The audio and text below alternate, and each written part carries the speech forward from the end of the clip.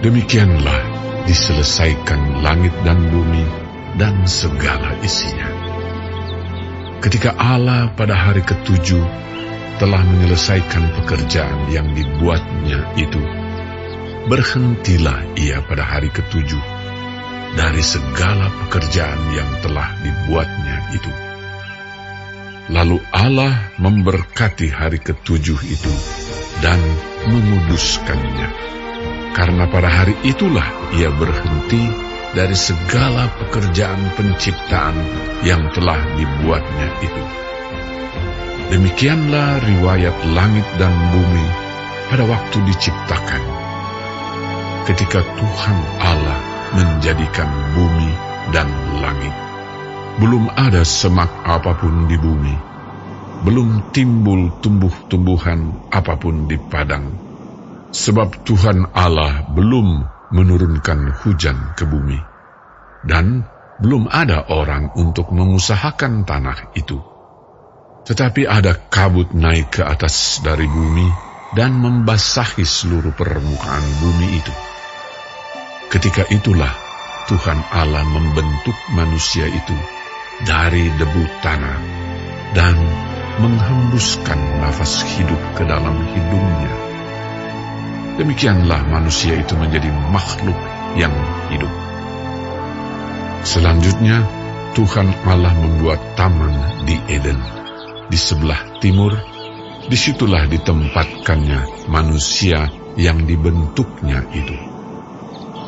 Lalu Tuhan Allah menumbuhkan berbagai-bagai pohon dari bumi, yang menarik dan yang baik untuk dimakan buahnya. Dan pohon kehidupan di tengah-tengah taman itu, serta pohon pengetahuan tentang yang baik dan yang jahat. Ada suatu sungai mengalir dari Eden untuk membasahi taman itu. Dan dari situ, sungai itu terbagi menjadi 4 cabang. Yang pertama, namanya Pison, yakni yang mengalir mengelilingi seluruh tanah Hawila, tempat emas ada. Dan emas dari negeri itu baik. Di sana ada damar bedola dan batu krisopras. Nama sungai yang kedua ialah Gihon, yakni yang mengalir mengelilingi seluruh tanah Kush. Nama sungai yang ketiga ialah Tigris, yakni yang mengalir di sebelah timur Asyur, dan sungai yang keempat ialah Efrat. Tuhan Allah mengambil manusia itu dan menempatkannya dalam Taman Eden untuk mengusahakan dan memelihara taman itu. Lalu Tuhan Allah memberi perintah ini kepada manusia. Semua pohon dalam taman ini boleh kau makan buahnya dengan bebas. Tetapi pohon pengetahuan tentang yang baik dan yang jahat itu, janganlah kau makan buahnya, sebab pada hari engkau memakannya, pastilah engkau mati. Tuhan Allah berfirman, tidak baik kalau manusia itu seorang diri saja. Aku akan menjadikan penolong baginya yang sepadan dengan dia. Lalu Tuhan Allah membentuk dari tanah segala binatang hutan dan segala burung di udara.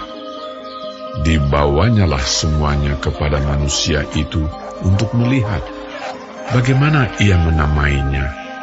Dan seperti nama yang diberikan manusia itu kepada tiap-tiap makhluk yang hidup, demikianlah nanti nama makhluk itu. Manusia itu memberi nama kepada segala ternak, kepada burung-burung di udara, dan kepada segala binatang hutan.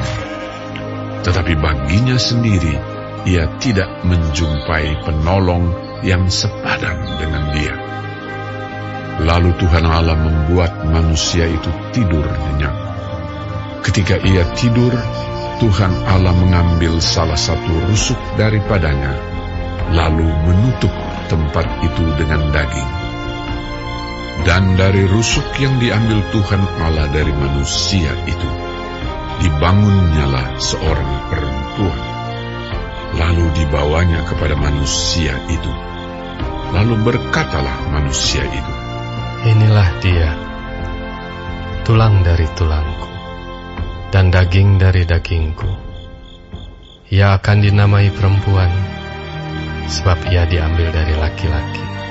sebab itu seorang laki-laki akan meninggalkan ayahnya dan ibunya dan bersatu dengan istrinya, sehingga keduanya menjadi satu daging.